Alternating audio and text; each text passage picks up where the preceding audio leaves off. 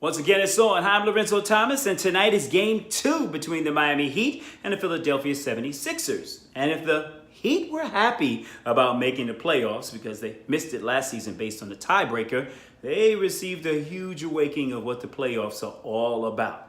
You have to play 48 minutes. The Heat came out of the gates as if they were ready to shock the world, and they actually played like they were ready to do it.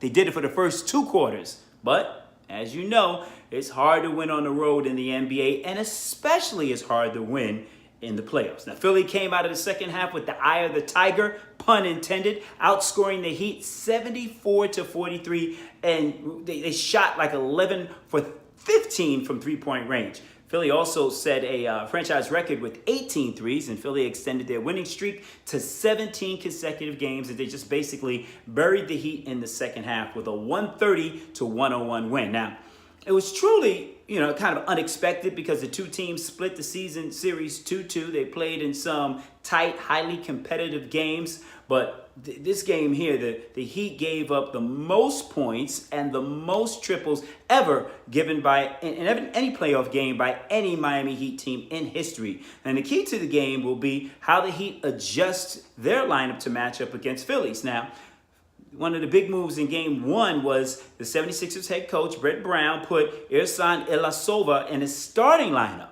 in the second half. That was key. He finished with 17 points and was 3 of 4 from three-point range and basically took Hassan Whiteside totally out the game. I felt that Eric Spoelstra should have made an adjustment starting the second half, and he didn't. He needed to get smaller and basically put James Johnson and Bam on Ben Simmons.